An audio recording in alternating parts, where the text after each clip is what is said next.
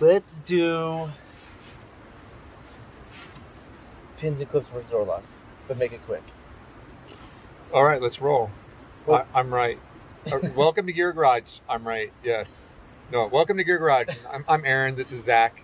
We're here on the Illinois River, just finishing up a trip, and on this trip, Zach decided to go with pins and clips, and I decided to use locks on this trip, and we're just want to have a little conversation about the advantages, disadvantages of each. Yeah, and just one awesome thing is like we both feel comfortable with either one. And when we were loading the trip, I looked at Aaron and said, "Do you want to use pins and clips and oar locks?" And he said pins and clips immediately because that's what I was using, and it gave us the same set of gears. Because if we broke something, we'd have extra pins, extra clips. But the oar locks were just there, and they were ready to go. And he was like, "No, oar locks are cool." So like that was an awesome move. You're like, "No, I'll do whatever's easier, whatever makes the most sense." And I think a good boater should be able to run either. Right? If you only do oar locks and you think your oar locks are the best, that annoys me a little bit. I would say particularly in the realm of being a professional river guide, you need to be able to use all the gear that's out there that can show up a true professional. Like whatever gear you show up with, you should be able to use. Yeah. Hey, we guide with commercial paddles as guide for our guide sticks. Yeah, I should be able to roll with that. Oh, we do this. You bet. So let's go through quickly. What are the? You said you're right. Are you taking a side here on pins and clips and versus? You're equal for both, right? I'm not equal for both. I think both have their situations. All right, let's talk about pins and clips. What's good about pins and clips? Well, first of all, I'd say is like whenever you drop the oar in, you know it's going to catch. Yeah. And like if you're shipping your oars a bunch and in and out, when you drop it in, you're good to go. Uh-huh. And it's always there for you. Yep. And I think you can pull harder with them. Actually, you can create more force because you just pull as hard as you can, and you can put more leverage in it. Some people argue the other, but people say that's oar locks or spinnies you can pull harder with. Yeah, because with spinnies, like they say that you can catch more water as you go through because you change the angle. Which maybe I'm just not that good at them. Yeah. But I don't get that feeling. Okay, so the advantage of pins and clips are you can probably pull harder with them. You always know they're there. Anything else? Oh yeah, and then they help keep you in the boat a little bit better, like a lot better. I've noticed like my hands have gotten a little beat up actually on this trip with the locks. A couple places where you're shipping a lot, and the oar just spins and moves. That extra, it's not as good to brace off of when it's shipped or when it's in the middle. Like it'll slide in on you, and you're just getting thrown around more. Yeah, I really feel like I'm just in a car or in a cockpit when I pins and clips. Like I'm just holding the steering wheel, like I'm holding on to these things, and they're not moving this way. They're not, twisting. They're just doing what I want them to do. Like I feel very comfortable myself on harder rivers, where there's tight technical moves or whatever big drops. I want those to hold on to for stability, both like side to side, but also back. If I'm shipping both my oars like this, and I go over a big drop, I can't fall out of the back. I have, but like I'm less likely to fall out the back of the boat. Exactly. Where with locks, you're going to slide out the back if you go over a steep drop. Any other advantages to pins and clips? I'm trying to think. Can you think of any others? Not really. Those are the main ones. We're going to talk about crabbing in a second. So a crab stroke is when you're shipped and you're using the oar just a little bit on the side like this, and you can move the bow over. So if you're going over a drop and you're shipping your oars, you can just do this little crabbing stroke.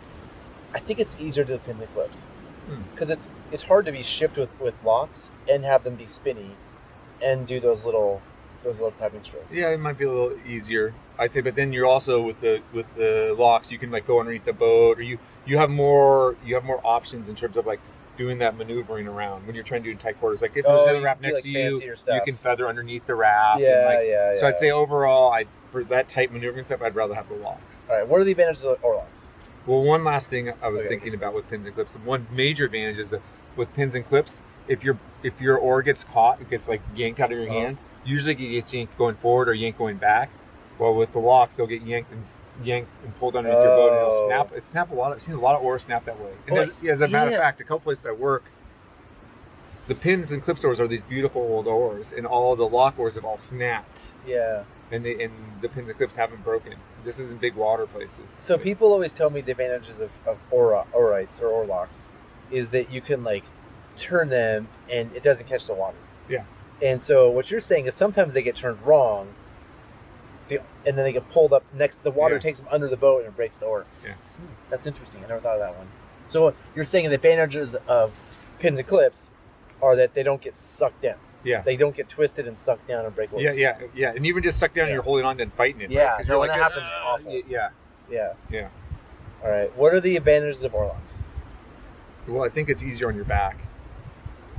Like that's when I started using Orlocks. Why? I find with the pins and clips, a couple things. First of all, when you put them in, you're more likely to get jerked forward, and you're taking it in your back, and then you can like feather it so you can like skim the surface to drag. And like if you've got a huge heavy gear boat and you're going past eddy water, and you can't drop. I'm not as big as you, Zach. So not all of us are big, massive heroes. Let's just say, like everybody says, an advantage of Orlocks is that when they catch water, you can spin them, and then it doesn't like jar it out of your arm. That's what you're saying.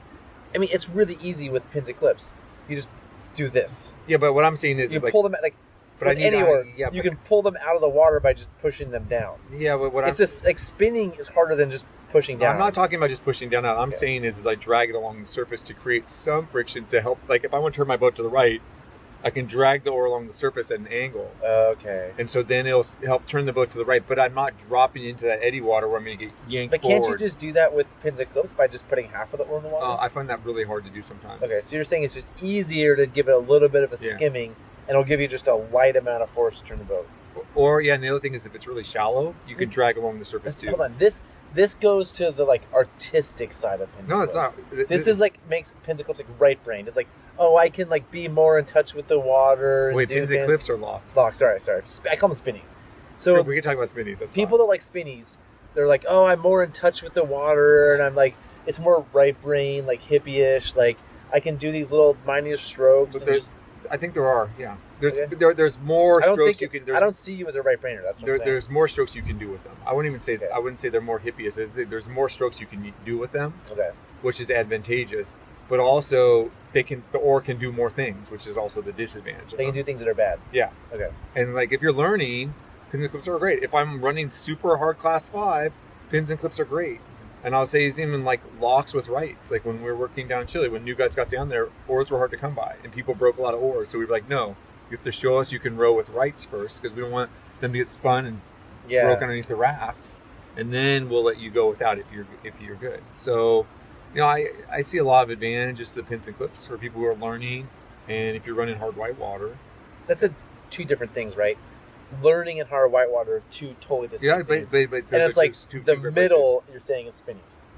I'm saying for some of it, like getting back to the back thing, I mentioned first of all is the jerking. The other thing is like, especially like particularly with some companies where they have really heavy oars, pushing them out over and over again causes you, it's hard on your back, and you're trying to hold them out of the water. Okay. With the locks, you can just spin them and just like let them float, and you're not putting any pressure on your body. Okay.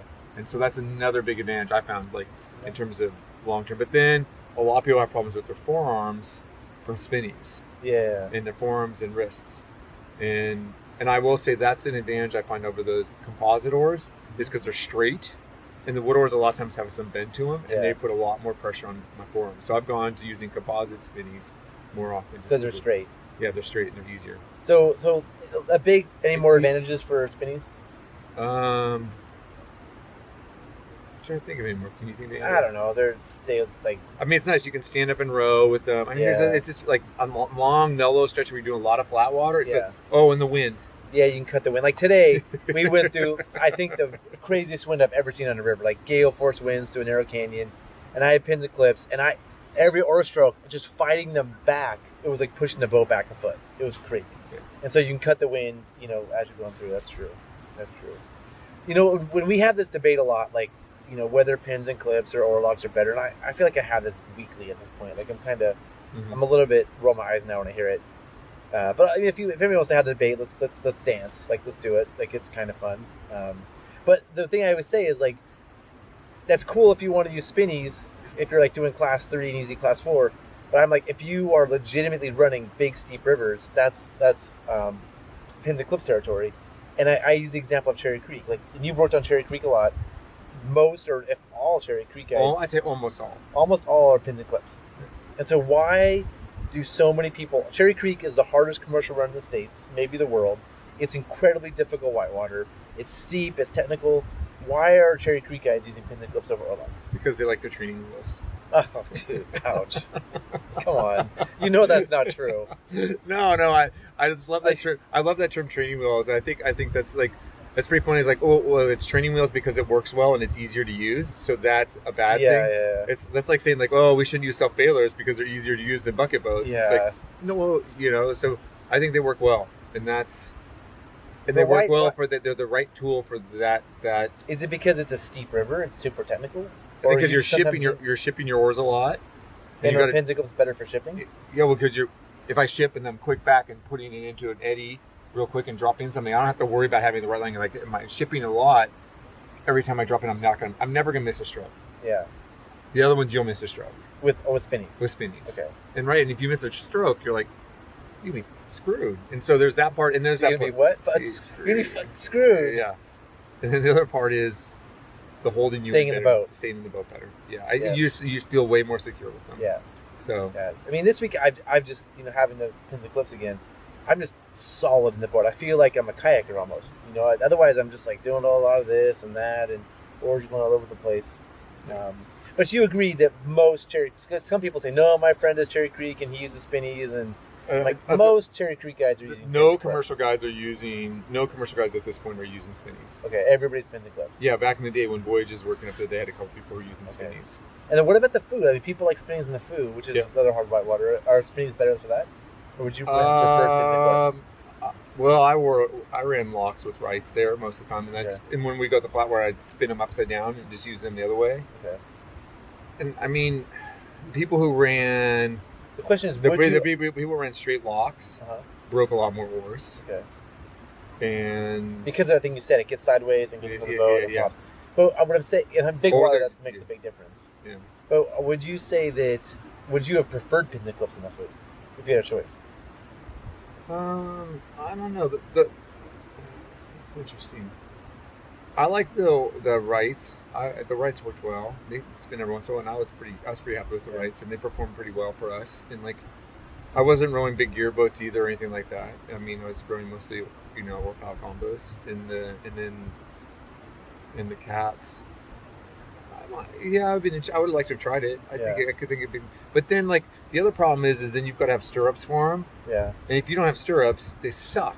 Yeah, so you just get stirrups. Yeah, but down in Chile, it's hard to get stuff down there. It's an equipment issue. Yeah, and so down there. But if you could get pins and clips and you had the stirrups and you had everything, which would you prefer? So assuming you have the stuff, I get that pins and clips are slightly more equipment intensive. I think I'd rather have the pins and clips, but the one last thing I'll say that I don't like about pins and clips is the hose clamps are really. There's a lot more sharp stuff on it. Those hose clamps I've seen huge cuts in people's hands from them and stuff. And so I would you can wrap them with tape. I wrap them with tape, but that's do things that's the other part that I don't like about them. Yeah. I mean, not to make this episode go on forever, but I mean, I want to bring up one more thing I hear a lot: people who refer to oar rights as training wheels. I hear that a lot. People take our rowing classes, and somebody shows up, and we're like, "You should do oar rights," and their friend tells them, "No, oar rights are training wheels." That really bothered me because I think first of all, the best cap loaders in the world run oar rights specifically so the oars at the right angle and they can yard. And I mean, it's a great tool for some rivers, right? If I was rowing a gearboat this week that had spinnies, I'd want the oar rights if I had them. And I think I'm pretty good at rowing. You have any thoughts about that? I just did my soapbox. No, I mean, I'm in agreement with you. I think the rights in pins and clips are pretty similar, except for the rights are nice as the oar slides in and out and it doesn't pop out, and you don't have to pop it back into place, which can be tricky depending on how your stirrups sit. Yeah, I mean that's a gear thing. I mean, but I'm saying the rights have some advantages even over the pins and clips at times. They do, except the one disadvantage is they don't stay deep in a boat. Yeah. Yeah. So if you're gonna get tossed. But then you can turn them upside down too, and so then you can I'm in flat water now. I can turn them upside down and I can feather them and do all that stuff. Well, there's those ones too that pop up. Yeah, are those even better than the ones that you just pull them out and spin them upside down? Yeah, they just pop up. They're sweet. So on high water middle fork, because for our company we have all spinnies, right? We don't own any pins and clips, so I'm just personally have pins and clips, and so for the company we have all our rights. So when I go do a high water middle fork, I want middle fork of the salmon. I just want to yard on the oars to make some of those moves. I don't want to be dealing with spinnies. So I run those in like Velvet, for example, or Pistol. I'll put them down and have oil rights, and then like in like the sections that are like miles and miles of like class 2, 3, I'll then want to do spinnies because it's nice to do spinnies and easier stuff. Like it's convenient. Yeah, totally. So I think overall, I'd say it's best to be able to use all 3 types. Yeah.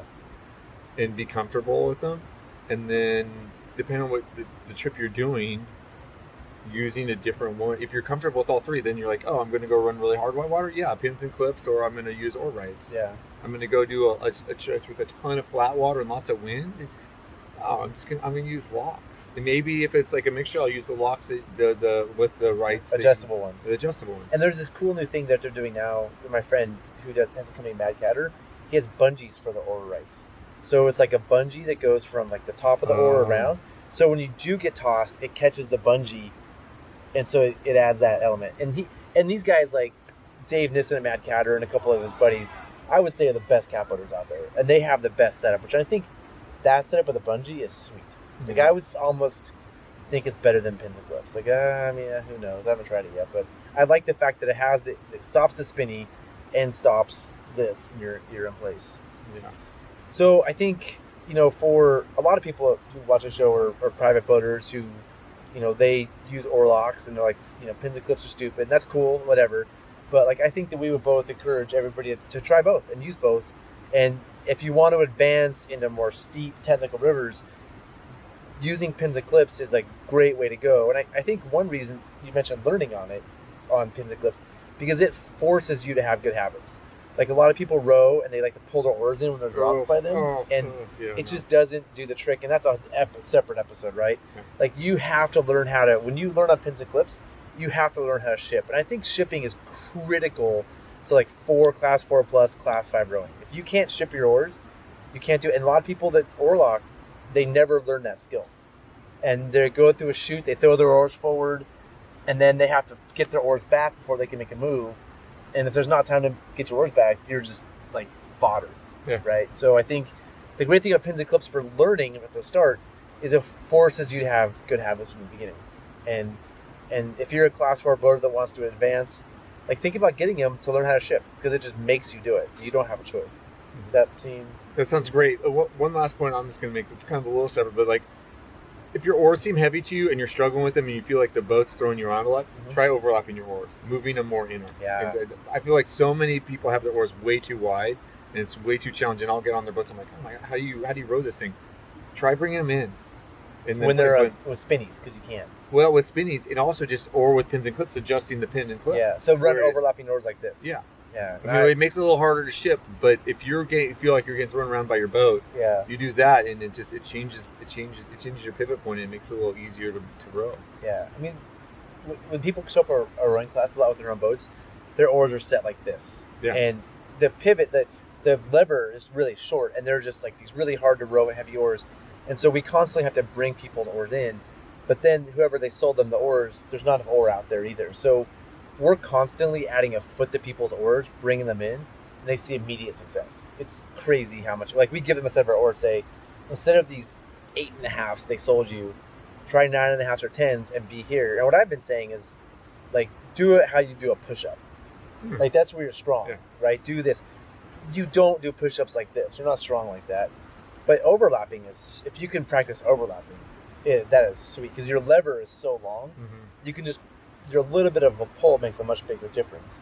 But the oar management is a bit tougher. Oh, totally. Yeah, no, it's not preferred. I just feel like it's good. Just a good idea of mentality is like play with that. Yeah.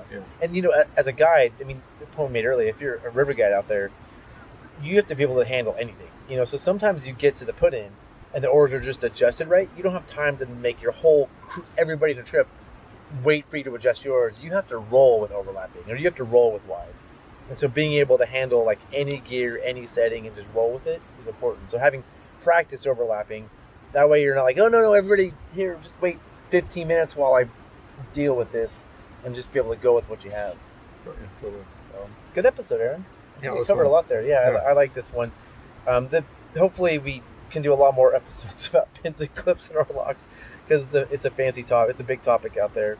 And for those of you that have things to add, as always, you guys are experts. Like, add a comment, I'd love to hear some votes. Whether what you thought about this. Would you maybe change your mind? Like, please have a discussion. These discussions are super fun for us. Like, and we always learn from it. And it also, if you think one of us has a better opinion, like, say Zach is way smarter than Aaron, I'm cool with that. Like, that's a great comment. So that's it. Good episode. Yeah, you bet. Yeah, we'll see you next time. Take care. That was a good one. Yeah, it was fun. I think we nailed that one pretty hard. Yeah. Yeah, that was a lot better than the other one was. The other one was good, but that one was really good. Yeah, we gotta get warmed up. Totally. All right, that was fun. Should we go do dessert? Yeah. I like doing these. They're dude, YouTube, huh? You're killing it on YouTube. We're doing. I mean, this whole thing started out. Hopefully, I pressed record. I keep forgetting to press record. Fuck. No, I got it. Wait, did it go record? Yeah, it's recording. Wow, these.